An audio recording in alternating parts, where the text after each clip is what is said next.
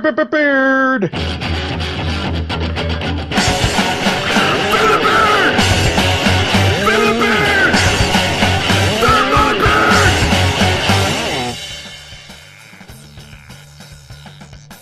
From the Fans Talk Podcast family at fanstalkpodcast.com, this is episode 311 of Fans Talk Pro Wrestling. It's a show where we talk about the week that was in WWE, NXT, TNA, and Lucha Underground.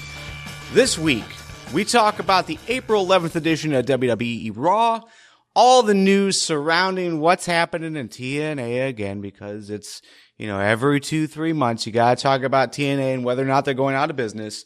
And then we're also going to talk about just the current state of our wrestling fandom. My name is Garvin. With us tonight is Joe. Say hello, Joe. Hello, ladies and gentlemen. And Nick. Say hello, Nick. Let's fucking do this. All right. Later on this week, you're going to get a chance to finally hear yet another edition of Squared Circle of Trust exclusive content.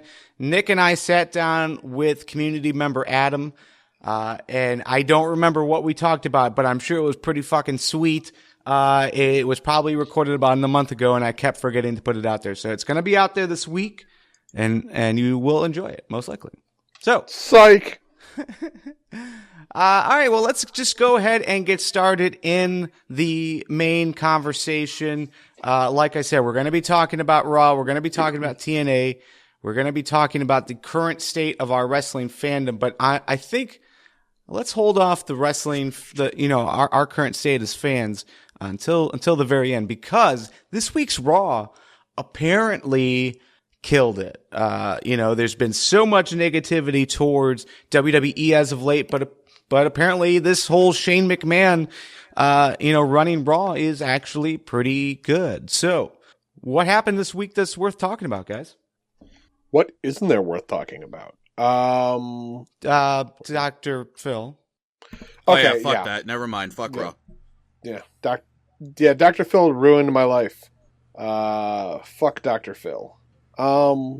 Tag team tournament. That's really exciting. I'm excited for that. Crap. Where'd the bracket go? Yeah. While Joe looks for the bracket, Cesaro and Kevin Owens had a baller as hell number one contenders match for the Intercontinental Championship. Miz had a phenomenal role throughout the night, just sitting in his private locker room, Maurice acting as his personal bouncer. I love that whole dynamic, and I hope that continues for a good long while. Is Maurice different than what you guys remember? Like, to me, she looks different. She talks differently. I don't know. I don't know what it is, but I don't necessarily recognize this Maurice for some reason. I don't really remember. My memory has been tainted by seeing her on the indies, like in FWE. So I'm not sure if I'm remembering her from her indie time or if I'm remembering things from Raw. I don't remember. She doesn't look different to me. She looks like someone who took time off. The bracket is as follows: the Usos versus the Social Outcasts. Audio stop moving on your own. Usos versus Social Outcasts, Golden Truth versus the Vaudevillains, Enzo and Cass versus the Ascension, and Lucha Dragons versus the Dudley Boys are all the first round matches.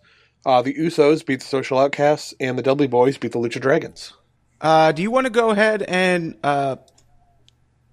predict the brackets? Like, predict who's going to win this? Or you want to save that? Looking at the whole thing, I'm going to say the Vaudevillains beat the Golden Truth. Enzo and Cass what happens will on SmackDown? Oh, this Friday. Or is it Thursday? I don't even know when SmackDown airs anymore. I've stopped watching that much. Yeah, I think it was Thursday. Yeah, I think it's back to Thursday night SmackDown. Enzo and Cass are beating the Ascension, because that puts the Usos versus the Vaudevillains, Enzo and Cass against the Dudley Boys. I'd say the Usos are going over the Vaudevillains. I'd love to see Enzo and Cass go over the Dudley Boys, but I think the Dudleys are going to screw over Enzo and Cass to make it Usos versus Dudleys. Ah, man, I don't And then know, the Enzo and Cass are going to screw over the Dudley Boys to set the feud up for the next pay-per-view, and that gives the Usos the one over on the Dudleys, and it's the Usos versus the New Day. Yeah, man. So I'm with you as far as Vaudevillains going over Golden Truth, Enzo and Cass going over the Ascension. I think that all makes sense. But while you would, I mean, it makes sense to have those who are already like in place as far as the Usos and Dudley Boys to advance to the finals. I just don't want to see that match again. No, I really don't either, but given everything, that's what I think is going to happen. I don't see the Vaudevillains getting past the Usos. I don't know, man. Gallows and Gunn? Yeah, it's just hard to tell because, you've got this new movement, it seems, where you've got guys like, AJ Styles, Zayn, Owens. Those are your like main guys in your title races. You also have, I don't know. It just seems like there's like this bigger movement to showcase new guys right now. So to me, I almost see the Vaudevillains advancing to the finals. I can't see Enzo and Cass doing it, but I think the Vaudevillains could. See, I think if the Vaudevillains do it, Enzo and Cass will, because they want to set up a heel and a face. And as much as Enzo and Cass say that they are heels who just happen to get cheered, as stated on, I think, both episodes of the Stone Cold podcast that they were on recently, they're still a face. And the Vaudevillains are coming in, I think, as heels. Well, the Vaudevillains are advancing past the Usos regardless because the Usos have another team to worry about. Luke Gallows and Carl Anderson debuted on Raw. Good point. That's huge all by itself, especially given how dominant they were. I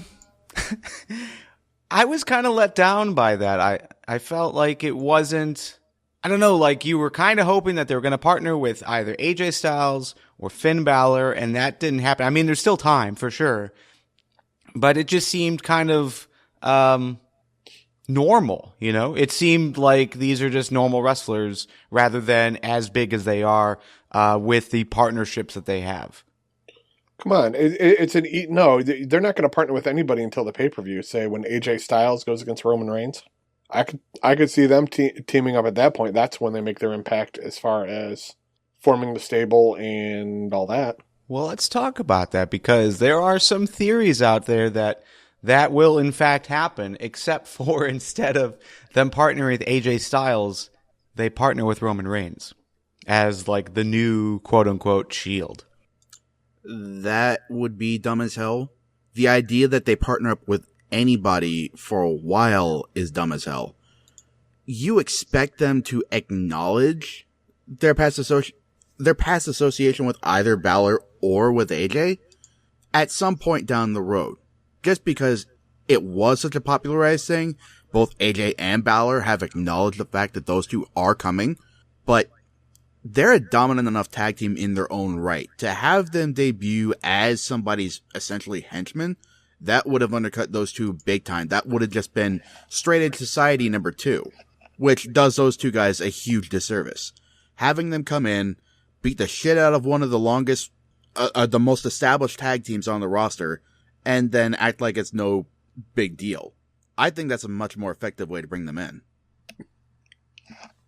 I mean, if they did give them time to be on their own and then eventually formed them into a stable, I could see that too. That would be good because it will help them define themselves. But I mean, if you're going to push them into if they are going to team up with anybody and form a faction or stable, I would assume that it would be the next pay-per-view if they're going to do it in the near future. And Jill does raise a good point.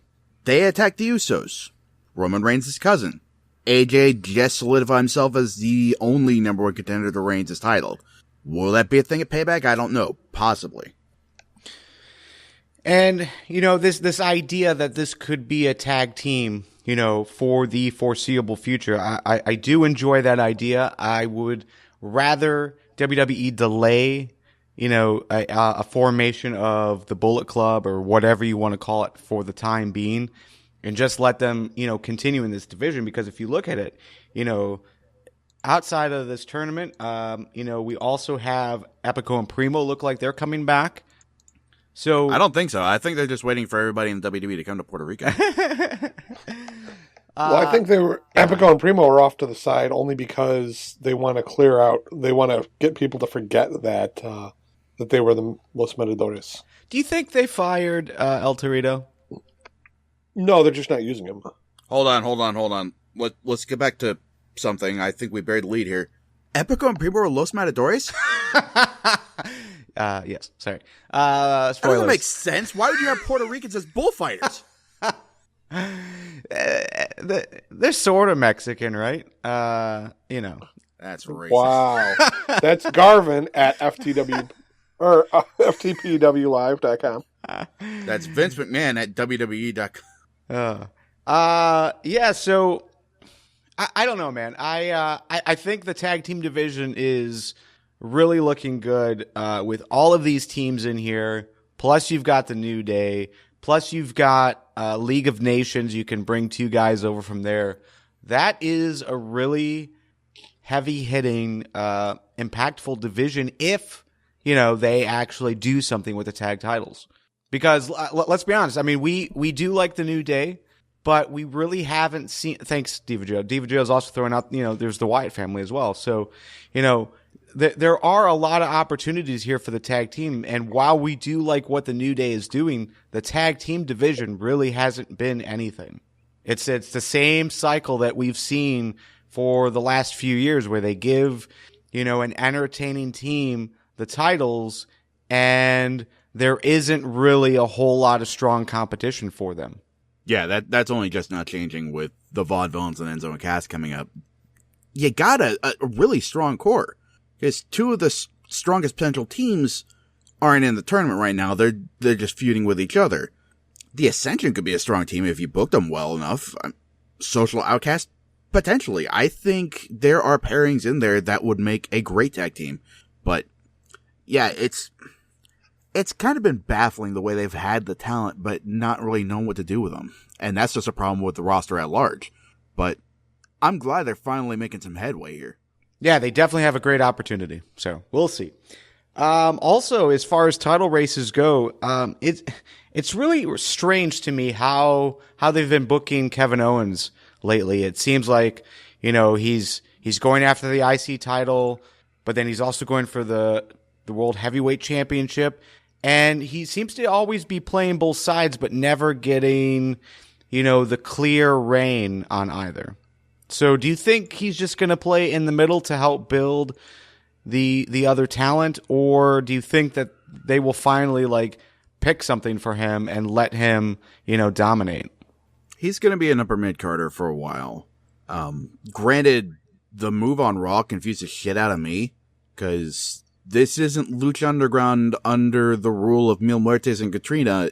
People do get their contractually mandated rematches.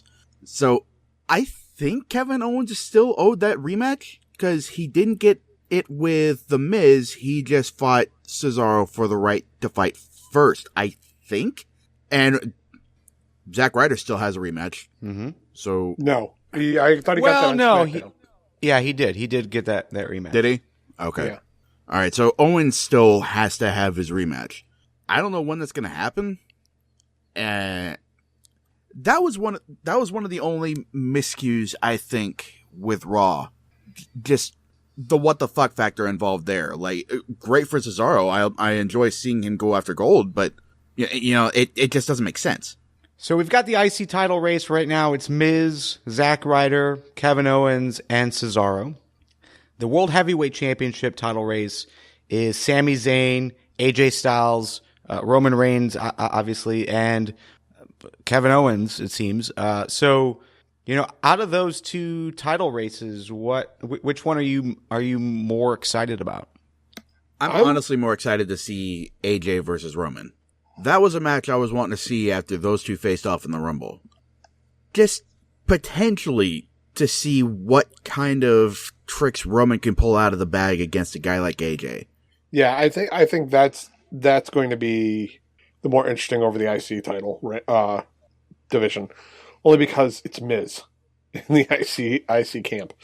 If he's the guy to beat, it's not going to be as interesting because you know what you're going to get. Not that he's not a good worker, it's just the character is, not.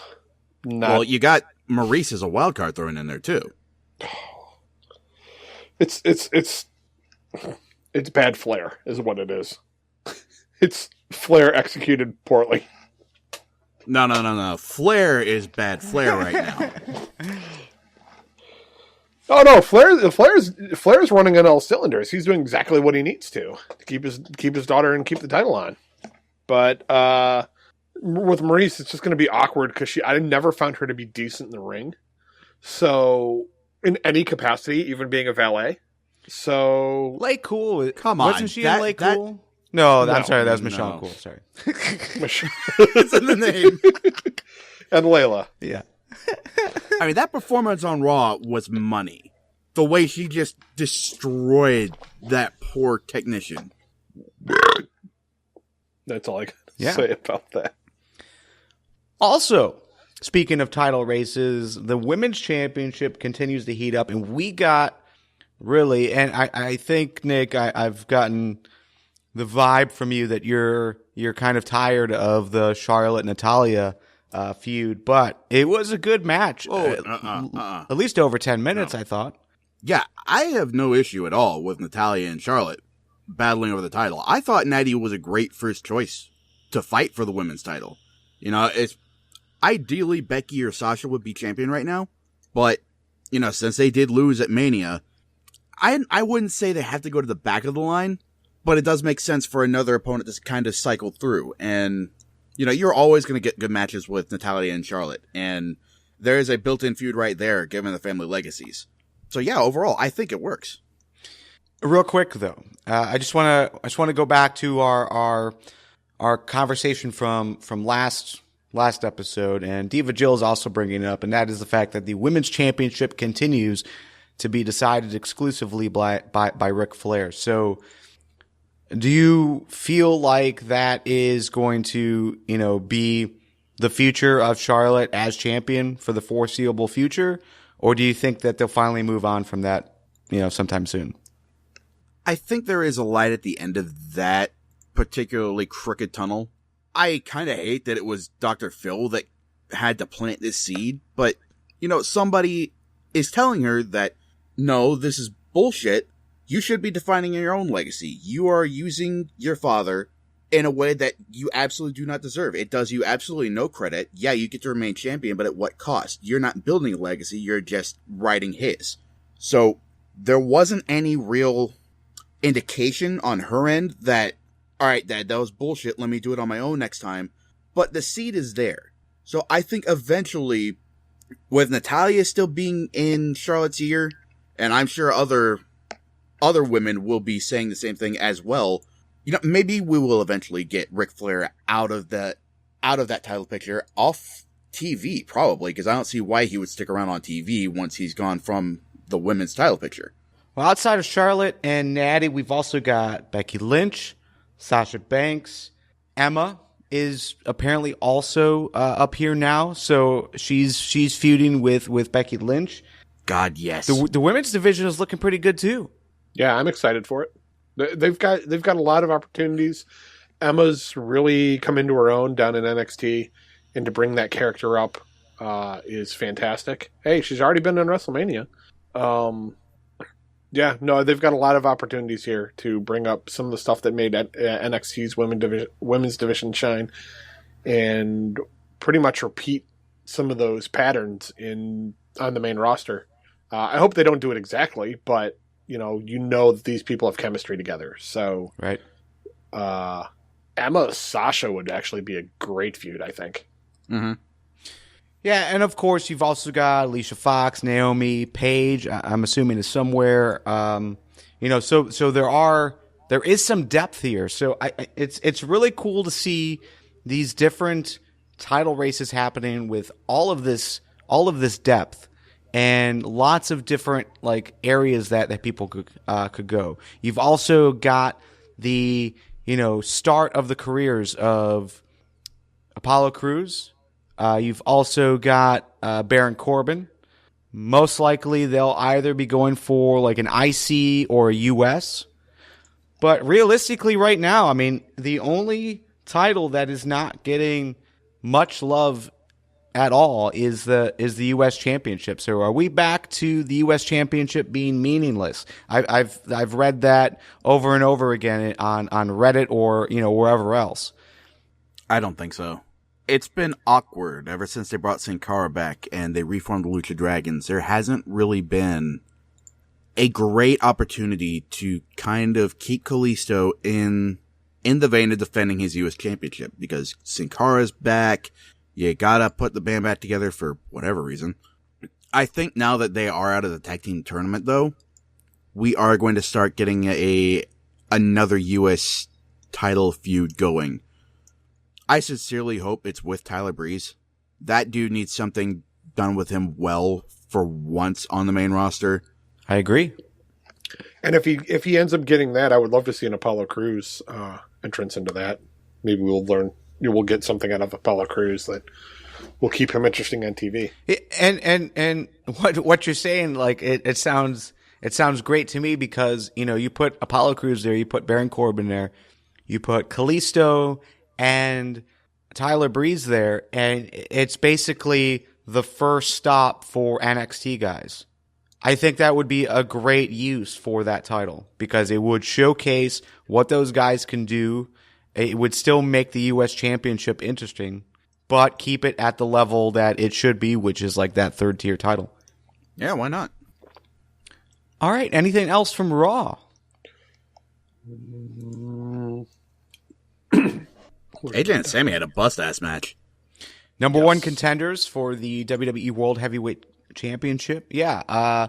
Again, it's so great to see Sami Zayn up there, AJ Styles up there. But let's talk reality for a second. AJ Styles versus Roman Reigns at Payback.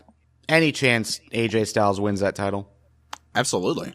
I think this is better than even chance that he would. If only to solidify the heel turn Roman's made. I'm sorry. I don't mean win. I mean walk out with the title. Yeah. Right. No, that's what win the title. To leave with the title in a legal way. If he just picks it up, even losing the match and picks it up and leaves with it doesn't count. No, right. Well, I just wanted to clarify because Roman Reigns heel turn, it's very commonplace for WWE to, bring in that disqualification type, win, especially for a pay-per-view. Yeah. I don't know. I'm thinking about it, and I'm thinking if we're going to get any interference, it's going to be from Bray Wyatt on the Wyatt family. Because we had, we did have Roman Reigns and Bray Wyatt teaming up at the end of Raw, they did have a standoff moment as they closed out the show. I would love to see Bray Wyatt versus Roman Reigns. And then you could get the Wyatt family mixing it up with AJ Styles if they screw him over. I think you got a lot of potential there. Okay. Let's go ahead and move on. I must admit I did not watch a whole lot of wrestling this week. I was traveling for work. Anything happened this week on NXT? No, it's a recap show. That's what I thought. Okay. Well, then I guess we can move on to TNA. Again, I did not watch TNA this week. Nick, anything happened this week worth talking about? We can cut this part, but no. Great. I didn't watch. Awesome. So then let's talk about let's continue talking about TNA, and this is fine if we didn't watch. But there's again, every 2 months or so, or very consistently, as in every single newsletter that Dave Meltzer puts out, there's always a note that TNA is going out of business or that there's something financial going on. The latest rumor right now is that, well, it's that they are on dire straits. They just left their headquarters where they were in Tennessee. They are now merging where TNAshop.com is, and then but they're as far as headquarters and the website and the website store. But then the production is going to another studio that it's like a collaborative space, or I don't know. So let's look past that, because who knows? I mean, realistically, but there are rumors that there's a major investor that wants to get involved in TNA but refuses to get involved as long as they are not majority owner. So they want to be a majority owner and have some say of what the product is. So let's just talk hypothetical. Hypothetically speaking, this is a true rumor, which is rarely the case about TNA. So hypothetically speaking, should TNA be considering this? Should another group step in? I mean, looking at where TNA has been over the last 5 years, do you think it's time for TNA to really consider that? I mean, why not? It's a supposedly a major infusion of capital. It's not like you already haven't been making major creative changes. Having somebody else that presumably would know what they were doing at the table, again, why wouldn't you? I mean, it makes sense for them to do something like that, if only to change it up. I mean, but that's coming from a wrestling fan thing. As far as a business standpoint, why would anybody want to give away a majority share of their company? That's pretty idiotic, unless it's the only way to save the company. But then it's no longer your company. I mean, it is, even if you own a minority share, but you don't get to make the decisions at that point. It's the majority that does. I mean, if it's the only thing they got to do to keep business going, I guess, but it seems like it's a poor decision to me. From a business standpoint, as far as, wanting to build something and have it be competitive in the industry, which, everyone wants to knock on TNA, but realistically, they are still the number 2 company in the States. So, but they just haven't, they've never reached the levels that, many would have expected, especially with all the talent that they had. So, for me, business standpoint, yeah, it doesn't make sense because there's a lot of pride there, there's a lot of egos there. Dixie wants to, make an imprint in the industry. Well, let's make a distinction here. Business-wise, this makes all the sense in the world. If you're a Carter, then that's where that becomes an issue, because then it's not your company anymore. But business-wise, yeah, right. This move makes a lot of sense. Financially, yes, this makes sense. But to have someone else come in as a majority owner with some say of what goes on, with potentially more say than a Dixie Carter, that's where this, the conflict is for me, at least, from my perspective. If I was in Dixie's position and I've been fighting for 10 plus years trying to, put out a product there that was competitive, versus a WWE, this would be giving up, I think. It's absolutely a shot to her ego. But then again, she's been doing a pretty good job of inflicting blows on her ego to begin with. Say what you will about the on-screen product, she has made a lot of missteps. And at some point, you gotta recognize that you either have to get better, or you gotta step aside and let somebody else take control. And she hasn't been getting better. Right.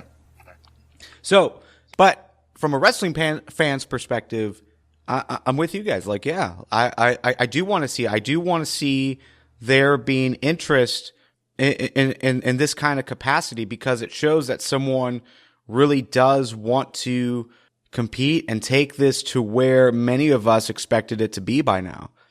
So yeah, I'm all for it. Live chat, generally speaking, yeah, they're in agreement. Yes, what's on TV has been pretty good.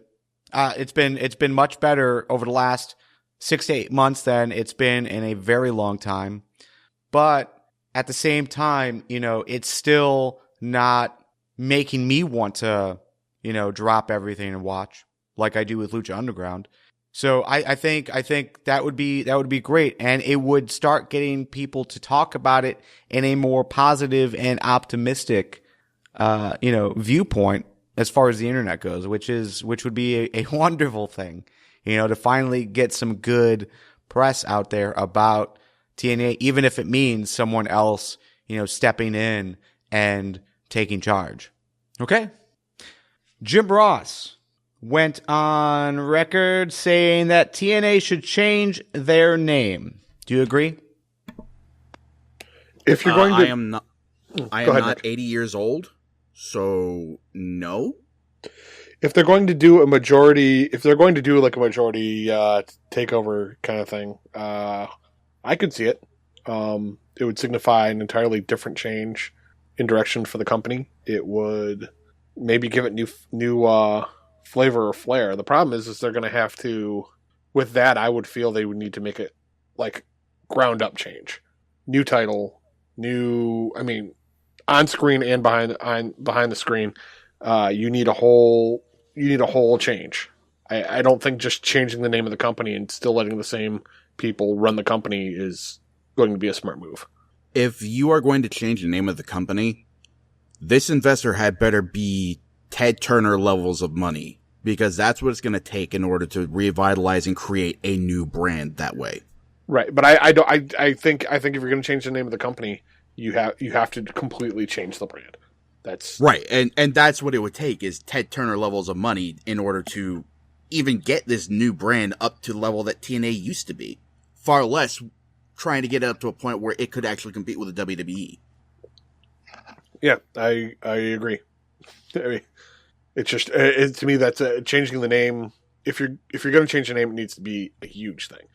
So don't change the name. They're not going to get that type of cash flow unless Trump or Turner comes in, and Trump's too busy doing other stuff. I don't know. Well, and he's like super funded by Vince, so I don't think that's going to happen. But anyways, yeah, I don't think it would be as difficult overall.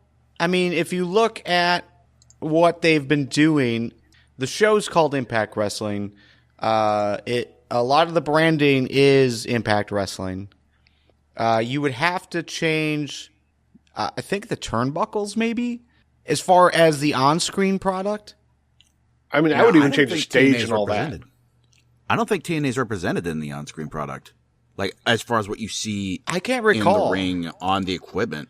I thought for sure TNA was somewhere, either on the turnbuckles or on, at least the side of the ring aprons.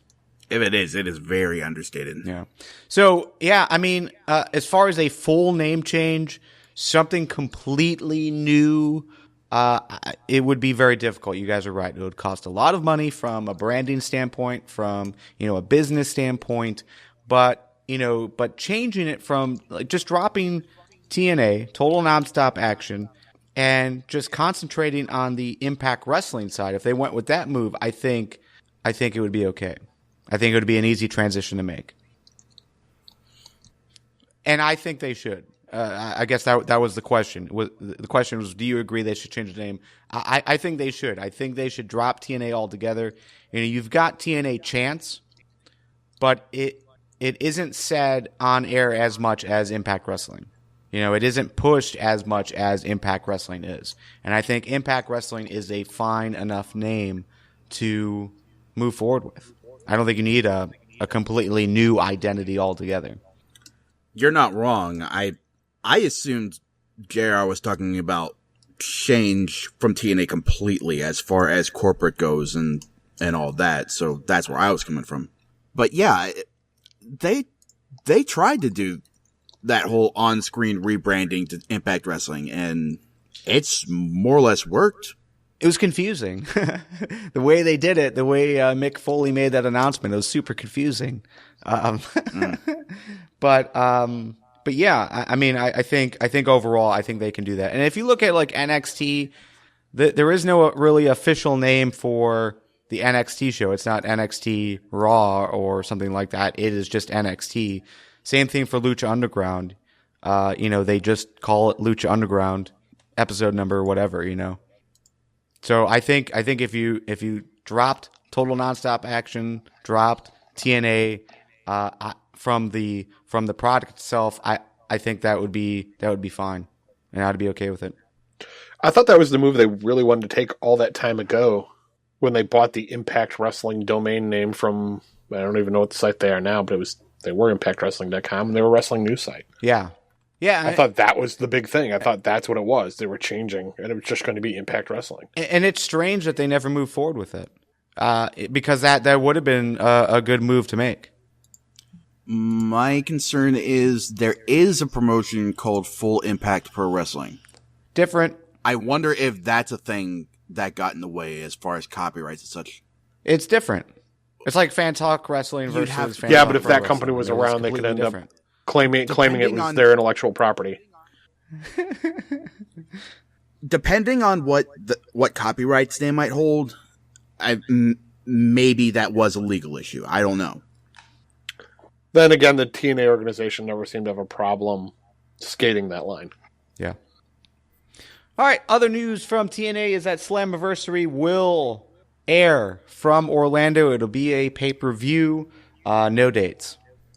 We're going to do something. It's going to be cool. It's Yeah. going to be here. We just don't know when we're going to have the money to do it. So, Yeah. If this is in Universal Studios, this is a mistake. Agreed.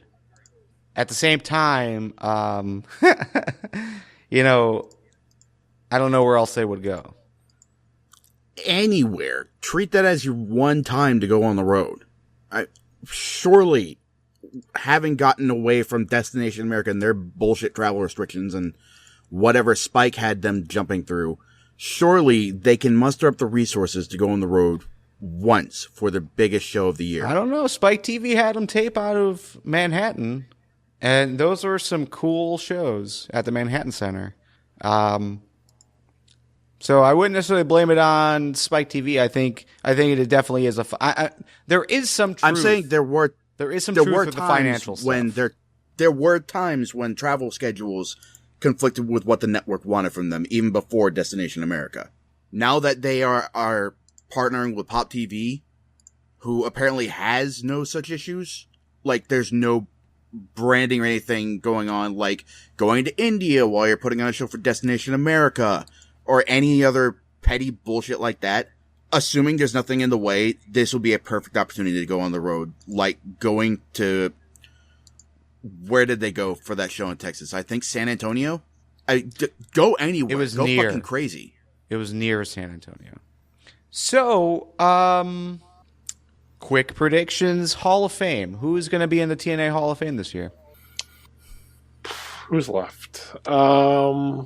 EY and Rude both left, but there's a chance that they might, come back. I could see EY going in. I mean, we saw James Storm leave to go to NXT and, eventually come back. That wouldn't be bad. Ishmael in the live chat's throwing out Gail Kim. What do you think about that? That's That would not be a bad solid. move. I mean, that'd be that's someone who should be in a Hall of Fame, and she's done a lot for that company. Mm-hmm. So that's I totally agree. totally doable. I agree with that. DJZ, he's done a lot. And that's the thing. It's On like us. we've lost a lot of originals. I mean, you've got Abyss, who's still On there. a serious And- note, James Storm. James Storm is a potential, and again, just basing this on the historical context of this, they've always celebrated someone who is currently active on the roster. The way if they're going off the after roster. ROH talent, I could see them trying to bring back the Motor City Machine Guns. I don't know if they would come back. Not for a Hall of Fame induction. It's possible. I personally don't see it. I mean, if you're going to get somebody, to jump off the Gail Kim point, what about Angelina Love? I think Gail Kim Possibly. is more important. Angelina Love, maybe. It also seems like they induct people who are leaving, shortly after. So what about Jeff Hardy? There's been a lot of rumors that Jeff Hardy, after his contract's done, will, leave. That's a possibility. I would be kind of disappointed if that was the case, but yeah, he's certainly got the career for it. Just trying to think of who else could be an option. Matt Morgan. Do you think he'd come back for it? No. I miss him, though. I'm sure he'd come back for an induction.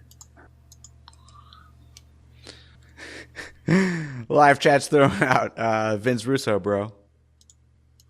Yeah, no. What about Mickie James? Yeah, potentially.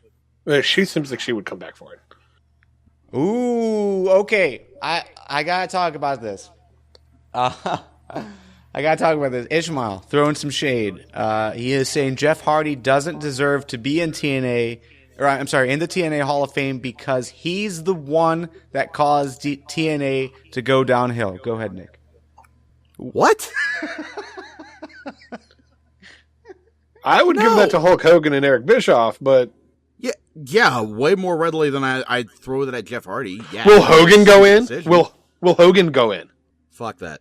Come on, he's Hardy looking for a made paycheck stupid at this decision point. He's to got his dick show money. up stoned to a pay-per-view, but the one that caused TNA to go downhill, settle down.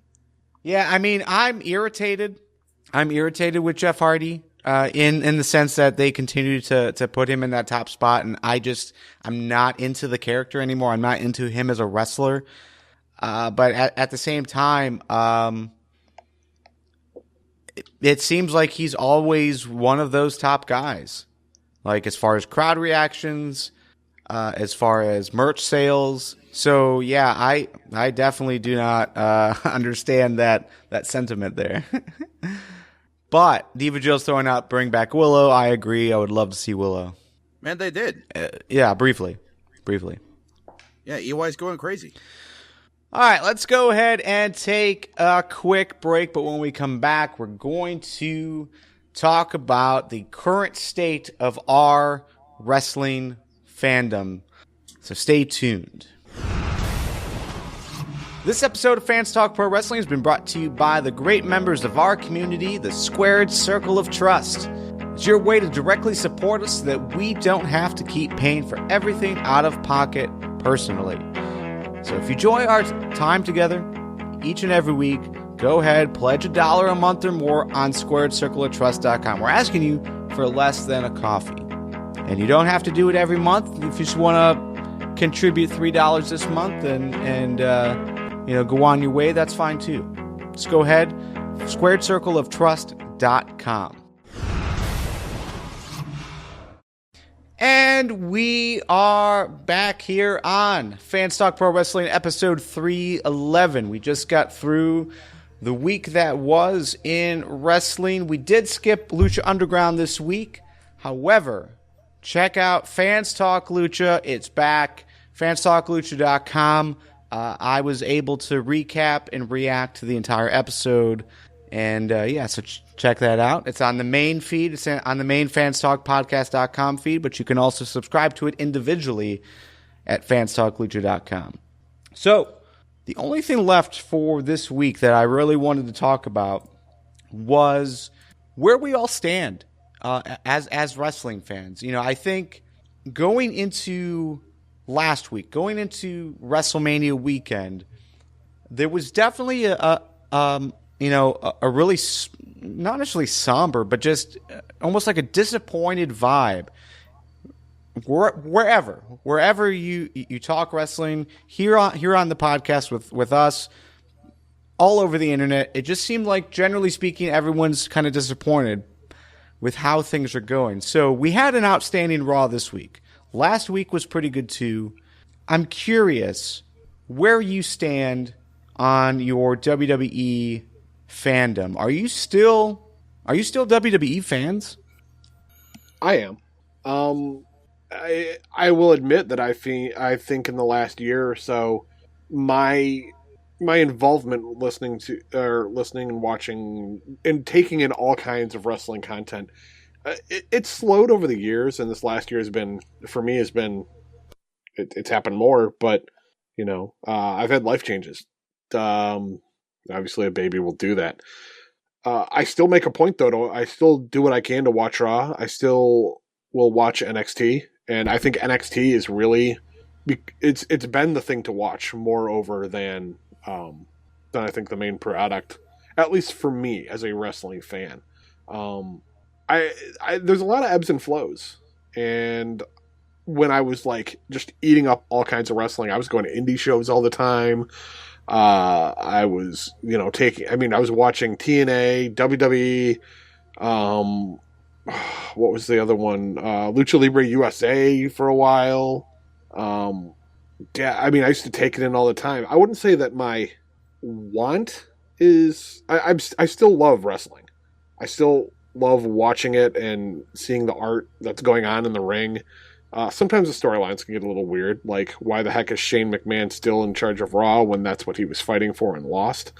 It raises an eyebrow, like what? But as far as the actual product in the ring goes, it's still magic. And as far as WWE goes, I'm still a fan. Am I a little more jaded? Yeah, I am. But yeah, I would still say I'm a fan. It is really hard to describe myself as a fan of the WWE. By and large, I have not enjoyed the main roster product. There have been aspects that I have enjoyed, like bringing on AJ Styles. That was great. The way they've used him has been far less than ideal. I think giving him props now by giving him the number one contendership is a good move, especially given the way that nobody is willing to accept Roman Reigns.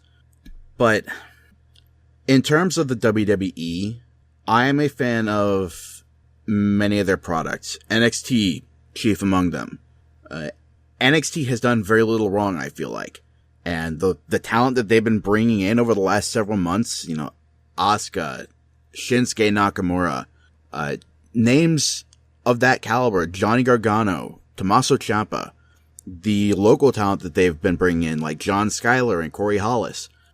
I think they've been knocking it out of the park. Manny Andrade, I saw him at the live show over in Concord, and he killed it with Austin Aries. I think he's going to go on to do great things in this company. But that all is called into question when you take the main roster into consideration. They don't book on the main roster the way they do on NXT, and that hurts a lot of people. Namely guys like Adam Rose and Tyler Breeze. Adam Rose, when he was in NXT, say what you will about his success as Leo Kruger as opposed to his success at Adam Rose, but at least he had a chance to get over down there. He never got that chance on the main roster. Tyler Breeze, same thing. He had a decent first couple weeks with Ziggler, and then that got tossed to the wayside. And there have been guys that never even got a chance. So it's hard to be a fan of that when, so much of that booking is straight hot garbage. Commentary won't give him a chance. Apollo Crews is the first guy from NXT, I think, where he's been universally accepted by commentary. And that's a problem when you're trying to make these guys look like they're worth something. Like, you built them up in NXT for a reason, and now you got commentary shitting on them, or not giving them the time of day, or even just reacting to them with indifference. The message that the WWE sends with these guys is an incredibly mixed one, and it's hard to care when they don't look like they have any idea where they want to go.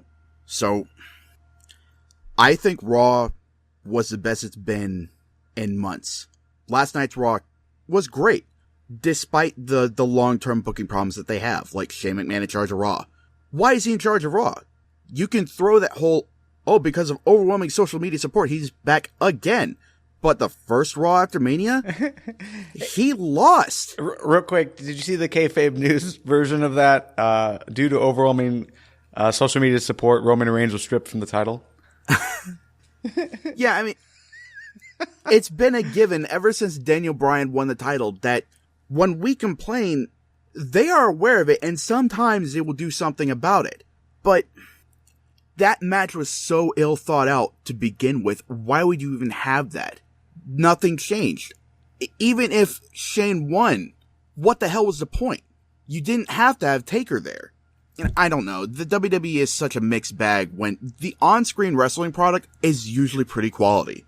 But the behind-the-scenes bullshit and the mixed messages they send about just about everything, NXT, the women's division, anything halfway decent about the product, it's hard to really consider myself a fan. So I haven't, I haven't hid the fact that I have grown pretty sour on WWE in general over the last year or so. Whether it's story related or just it's not doing what it's supposed to be doing for me, which is it's supposed to be my escape from reality. And unfortunately, the last few years with WWE, it's really felt more and more and more like a chore to watch. And you have little glimpses of like great stuff, like throughout the John Cena U.S. Open Challenge, like when Sami Zayn came up and when Neville was there, when Kevin Owens came in for it. I mean, you had little pieces of time that were good and were solid, but consistently, it is hard for me to want to watch. And prior to WrestleMania, I think I missed a majority of Raws in 2016. And once March hit, I said I was going to watch every single Raw up until WrestleMania. And it just got to a point where I just didn't see things changing for me. So, Beanbags is thrown out there. Are you not entertained? And realistically, I wasn't. I think this week's Raw was great. You had great wrestling matches. You got guys up there that I think deserve to be competing for titles. I mean, the idea that AJ Styles, Sami Zayn, Kevin Owens, even Zack Ryder in some extent, they are competing for the top 2 titles. That is amazing to me. But to say that I'm a WWE fan, I don't know. I don't know if I can back up that claim. I'm definitely still a wrestling fan. I love Lucha Underground, NXT, love any NXT show that comes into Cleveland or the surrounding area. I will make it a point to at least hit one of those shows because it is that good. But I don't know if I'll ever go back to a WWE live show. Strong words. I'd go back to I think my problem with attending any show now is cost. It's just too damn expensive to go to a lot of these shows now. Even like NXT. NXT is. I would have loved to go to the NXT show that was near me, but I can't because it was way too. It cost way too much money. I'm curious. What was that cost for you? They were looking for at least $60 a ticket. Wow. And it was $70 for front row for me. Wow. I'm talking nosebleed. I'm talking upper balcony. That's crazy. That's it sold out.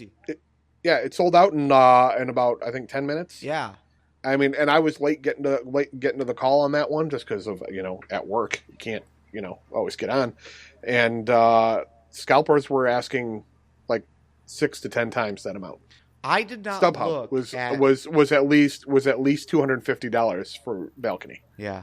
I did not look at the ticket prices last time NXT came to Cleveland because Joe, our mutual friend Boo, who's been on the show a few times, he bought tickets for me just because I had hooked him up in 2 other NXT shows that came into town. But like when I was buying tickets, they were like $25. So I can't imagine it has skyrocketed that high. But then again, maybe it has. I mean, it is a hot product.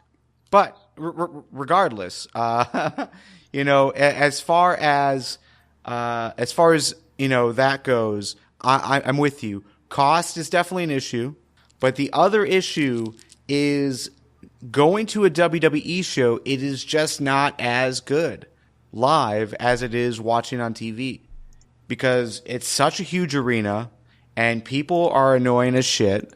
And you can't see everything. Regardless of where you sit, you're missing outside of the ring action, or you're sitting so far away from the ring that it's better to look at the big screen in the center of the arena than to watch what's happening inside of the ring itself. Yeah, why the hell would I go to a live show when I am perfectly willing to just turn off the product midway through the show. Why would I pay money to sit with a bunch of assholes where they're just going to chant for JBL and Randy Savage and CM Punk? Or why? Or talk to you about WrestleZone rumors. Yeah. Yeah, but it's at those types of moments that you can learn that like Bo Dallas is worth like 5 Stone Colds. Yeah. Exactly. I mean, there are good reasons to go out with a crowd, to go out with friends or friends of friends. And I'm totally into that. But, for me, if it's just me going by myself, I wouldn't go. I'd go to an NXT event. I'd go to Lucha Underground event by myself. But that's really it. It's the social aspect that I think is good. The pre-show conversation when we're all sitting around having dinner, having drinks, getting ready for the show. But the actual show itself, it's just not as good as what's on TV because you can't see everything and you don't know everything that's going on that you would see if you're actually watching the show on TV because of backstage segments or other things that are happening. Beanbags is in the live chat is talking about the idea of going to indie shows and just to clarify here, we are all for going to indie shows. It's been some time, but Joe and I used to go see shows in the Detroit area, the Livonia area. Clash Wrestling was a company out there that we saw a few times at least. Yeah, we Clash, PW All-Star, Pro Wrestling All Stars. Yeah, and like the crowds that are like 200 to maybe 600-700 people. I think that's fine. We went to see ROH, so I mean we will venture out and see wrestling. But we're primarily here talking about the WWE product. Are we still WWE fans? And I think for me, it's still hard to say whether or not I am. I look at WrestleMania, and yes, I was excited because it was WrestleMania. Yes, I did watch because it was WrestleMania, but it felt meaningless. It felt like, for the most part, like a one-night-only type pay-per-view. Like, I'd rather watch Beast in the East or Roadblock, those network specials, because you see different talent being showcased from the NXT roster, from the WWE roster. WrestleMania, it just didn't have the same effect on me this year. And maybe Joe, I don't know. Maybe it is because like you and I didn't watch it this year, or I didn't go and watch it with my brother and his family. I stayed home and watched it, with a friend who that was like their real introduction into wrestling and all the storylines. But yeah, it's just tough. It's just tough to remain positive about WWE. Yeah, even looking at the show going into WrestleMania, like I got the negativity. I mean, I had some negativity. I think the show turned out a lot better than I ever expected to be. But yeah, no, on the whole, I think WWE is okay. Still, I still have the excitement for it to the extent I just don't have it like I did. I've got too much other crap going on, and it just slips, But do you think it's because it's like not because of everything else going in your life? Because I know you got a lot of shit going on. I've got a lot of shit going on in my life as well. And like for me, it's not that I don't want it to be the escape that it used to be. It's just that it's not good enough to be that escape. I would agree with that at this point. One of the contributing factors I think to that is the 3-hour Raw. Yeah. It was better in smaller doses when you had a 2-hour Raw, and there was, they crammed more into it. Now they've taken a 2-hour show and stretched it out to 3 hours, and they've paced it so slowly. It used to hit hard. It would hit hard, and it would just go full bore, especially during the Monday Night Wars. There was no stopping.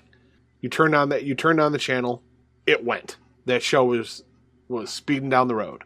There was always something going on. Crazy stuff happened, and you had weird combos of guys because you're just trying to cram everybody together, get as many guys on that show, and get everybody's fighting, scrapping. Now we're getting that same amount of TV time, really, and they're stretching it out, and it just takes so damn long. I mean, even look at WrestleMania this year.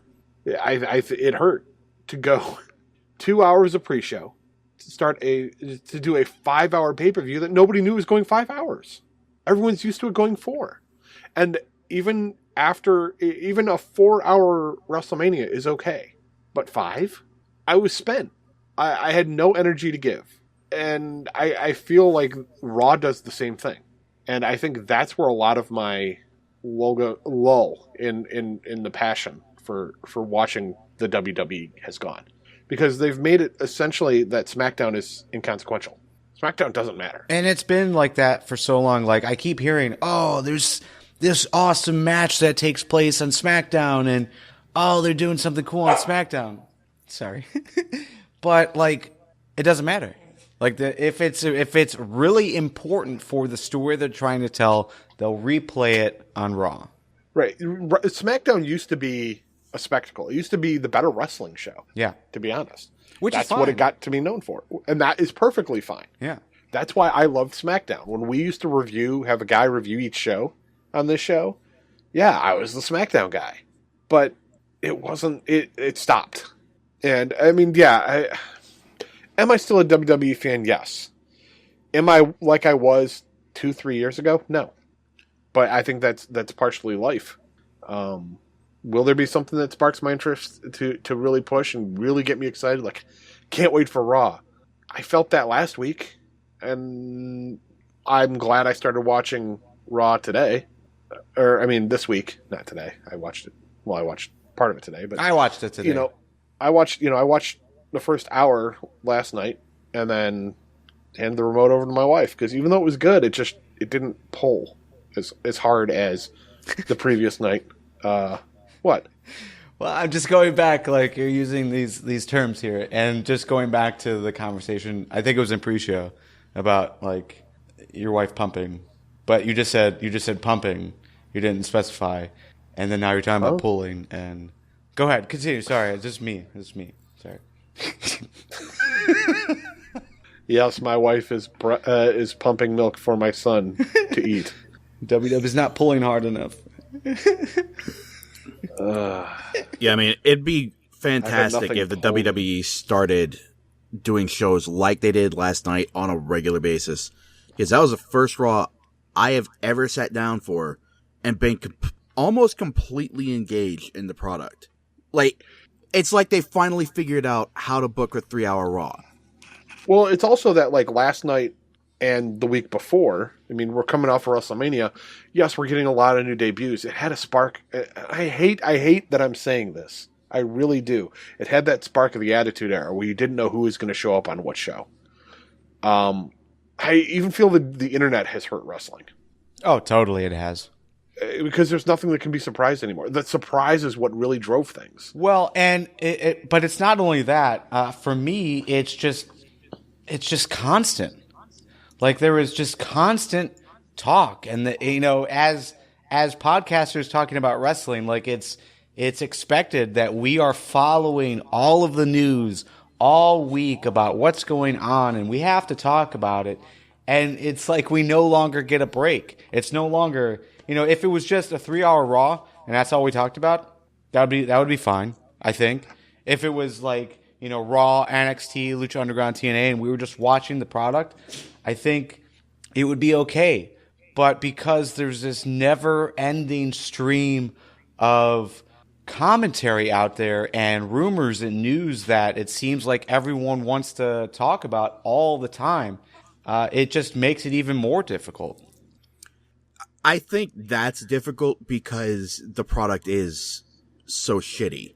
Like, sports fans don't have this problem. Like, they go on throughout the week with there's news of a trade or an injury, or did you see the game last night, or playoffs, or any number of things. Like, ESPN is just loaded with that bullshit, and sports fans eat that right up, because no matter what's going on, you're a fan of something that is either just straight up good or is going to get good. Like, there is light at the end of that tunnel.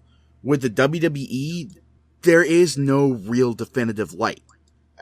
I feel like that's going to be true as long as Vince is demonstrably in charge. But, there are little breaks in the action. There's a little bit of hope sprinkled here and there. Like, I don't attribute any of this to Shane, but, ever since Shane had control of Raw, the show's been better. So, I don't think it's an issue with the amount of commentary. It's the subject matter and the subsequent influence on the commentary that is the issue.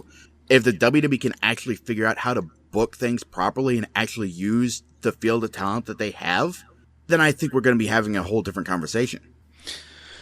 Okay, so real quick, before we close up, I have an idea, and I want to pass it by you guys to see what you think. But Joe, you said something. You said you talked about how we used to do things as far as on the podcast. So, we had one guy covering SmackDown, we had one guy covering TNA, and you would talk about like what was the important bits, what had you most entertained, that sort of thing. So it wasn't necessarily a back and forth conversation, but it was more or less like here's what I liked about this week in SmackDown or TNA or Raw or what have you. Right. Should we do that again? I don't think so. And the only reason I say that is because you'll get people like, for example, SmackDown airs on Thursday nights. If a guy doesn't get the chance to watch it, you better hope somebody else did. And it's it was more of a here's what you missed by not watching the show. Yeah. Don't worry, we're going to keep you up to date on it. But it was only from one person's perspective, and we didn't really have the time to go back and to even attempt to back and forth on a lot of that stuff.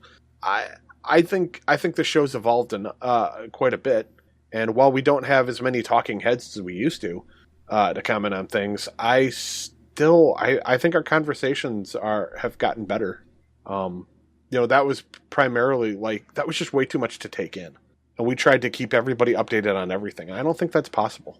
There's way too much content out there, and it's exhausting. Yeah. But that's my personal opinion. Whatever the Square Circle of Trust has to say, well, yeah, maybe they might say we should, and then maybe that's something we should do. But yeah, I definitely want to hear what everyone thinks. Like, if that is something worth considering, like if we just have one guy that, like Nick just watches TNA and talks about it that week, and Joe just talks about, WWE. I just talk about NXT or Lucha Underground or whatever. I mean, would that make sense? Would that be entertaining if we went back to that type of format, or do you like the general conversations that we have throughout the week? I mean, I know we mostly focus on WWE and what they're doing. So, to me, I do find it attractive of a thought of being able to talk about these other things without, every single one of us watching it. It would just give us, personally, it would give us one thing to focus on that week, and then we would, tell each other about it. But I do like conversations like this. I think this is nice to have every once in a while. Okay, let's go ahead and move on to Win Fail. For those joining the conversation for the first time, Win Fail is our chance to acknowledge both the best and worst things that happened this week in wrestling. Joe, what was your win of the week? My win of the week, I'm going to have to say, was the debut of Gallows and Anderson on Monday Night Raw. Great to see those guys. I can't wait for the spark. The spark that they're gonna add to the show. Side note was the 2 episodes of the Stone Cold podcast with Enzo and Cass. It was great to check that out and to hear Cass sing Sherry, that song. Sherry, baby. I can't get high. I can't get the high notes. But Cass can, and that was amazing to hear. So, if anything, hear the second episode that he did with them and listen to Cass sing near the end of the show. Hilariously awesome, and I think the guy has a future in that if wrestling doesn't work out, or med school. Or med school. he was going to med school before he became a wrestler. Sure. Nick, your win of the week? My win of the week, as great as Raw was this week, it paled in comparison to the NXT live show that I attended with my family. And first and foremost, my family, I am the only wrestling fan out of that bunch. Like, my grandma used to watch wrestling with my grandpa way back when my dad and his brothers were kids. But that is the only other exposure to wrestling that my family has had. And we all went on Thursday, and the whole family had a blast. Like, seeing Nakamura in action, just what a character he was. And even guys like Blake, like, they got a kick out of watching those guys and those ladies. Like, I was kind of concerned about what my family would be thinking when they saw the women's matches, like Asuka. But they loved every bit of it. And, like, the matches themselves, there wasn't a stinker on the card. I mentioned earlier before, Manny Andrade versus Austin Aries. That was a show stealer right there. And we got Shinsuke Nakamura and Finn Balor versus Baron Corbin and Ty Dillinger. And Ty Dillinger, my God, he is so underutilized on NXT. I am honestly considering just giving my own personal review as a separate product. Like, that show was fantastic. Did you get any good photos? I did not, because my iPod's a piece of shit. iPod. Yeah, the NXT experience is amazing. The live experience. The last one I attended was in Cleveland with Garvin and our friend Boo, and that was just epic. They really know how to put a full show on, and it's fun for the whole family. All right, we got some wins from the live chat. Sorry, I unplugged my headphones again. Oh, damn it. Fucking Mixler. Okay, sorry. Wins from the live chat. We've got NXT coming to Columbia. So, Ishmael, he was able to go to an NXT show as well, which is really cool. And yeah, NXT live shows, always awesome. Doc Gallows and Carl Anderson debuting. Dr. Phil on Raw. Apparently there is some love there. And Zayn versus Styles. Let's go ahead and go into fails. Joe, what was your fail of the week? My fail of the week, Dr. Phil is a strong one. But it's Apollo Crews. I can't get behind him. I just can't do it. And I'm bummed he's on Raw. My fail is Joe for being a monster. Honestly, fuck you, Nick. Let's see. No, what is your actual fail? Because I mean, you and I could go back and forth on this like over and over. Just like we could over the women's championship match at WrestleMania. And for anybody who didn't hear it, check out last week's show. Yeah. Because you get to hear Nick shouting for like 20 minutes. Mm-hmm. Honestly, the only part I didn't really enjoy about Raw was the commentary. It's still garbage. Frankly, I don't know why Shane doesn't exercise his newfound power and just replace a commentary team. Just for the hell of it. Who would you replace it with? I would replace it in a pinch with a SmackDown team. Ideally with Phillips and Graves from NXT. Okay. The only reason I ask is because you got to pick somebody. You can't just remove them or throw in randoms. You'd actually have put to New Day on commentary. See, now that would be fantastic. They weren't wrestling a match, so why not? Why didn't they commentate on every tag team match? There you go. That should have happened. That would have been fantastic. Mm-hmm. Yeah, I like that idea. Yeah, I think that would probably been the right move. Yeah, so real quick fails from the live chat. Jade winning the Knockouts title. You are wrong, sir. Drew Galloway beating Matt Hardy due to Jeff's interference. Also Dr. Phil. Continuing to give fails to JBL because he's fucking awful. And yeah. Yeah, I mean, those are all solid. I mean, for all the negatives, I mean, just looking over the week though, or at least Raw. I mean, you're right, Nick. It was probably one of the strongest shows I've had in a long time. Um, Especially coming off a WrestleMania show. The post Raw WrestleMania, I think the train is still continuing to roll. Now, 3 months down the line, I'm a little skeptical, but that is what it is. Mm-hmm. So, Nick, do you have any final thoughts? Final thoughts. First and foremost, Beanbags, I apologize for leaving that out of the list of fails. Cueto as a manager, I think I'm with you and Garvin. He is a better boss than a manager. But yeah, I don't necessarily attribute the quality of Raws to anything related to Mania. Other than, I don't know, maybe people in the creative department just give more of a shit after they're finally done booking for Mania.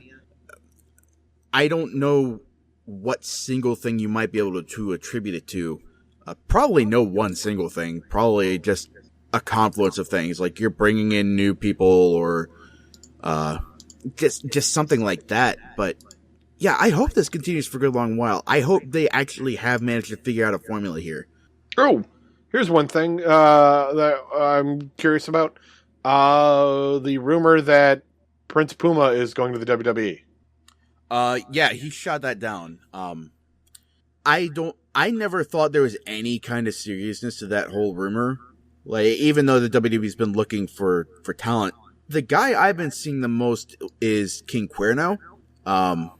I can't remember his name down in AAA, like his actual gimmick, but, yeah, for one thing, I knew nobody from Lucha Underground was ever going to appear in the Cruiserweight tournament, or the Cruiserweight series, because contracts.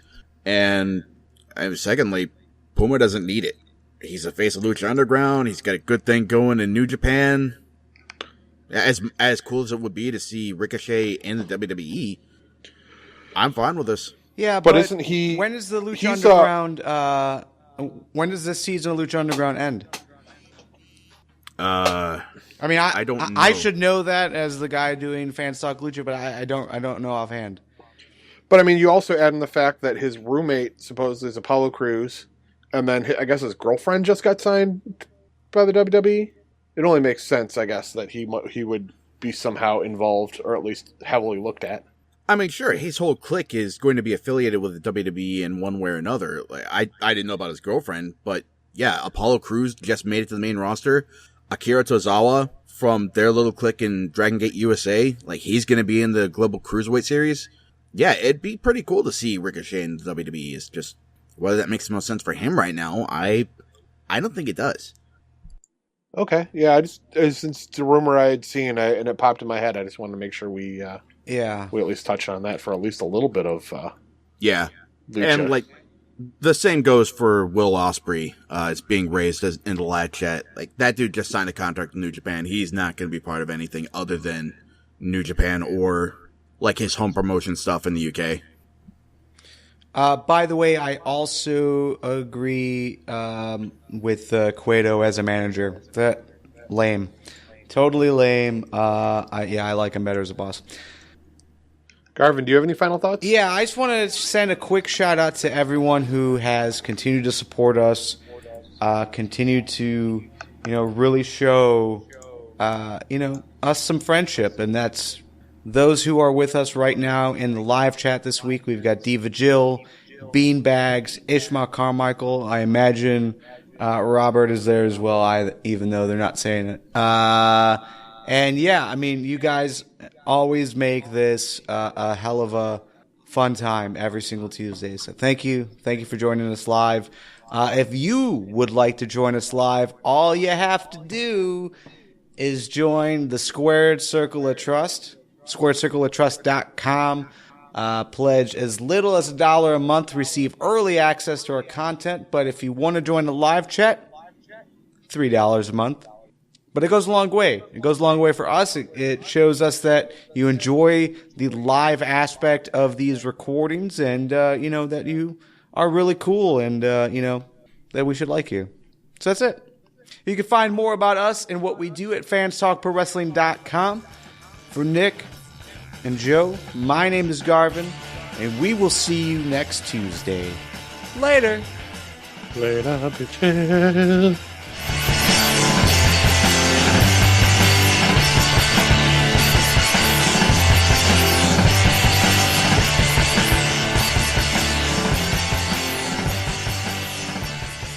Fans Talk Pro Wrestling is part of the Fans Talk Podcast family. It can be found at fanstalkpodcast.com. The Fans Talk Podcast family is a subsidiary of Tigar Creative LLC. LLC. LLC. LLC. LLC. LLC.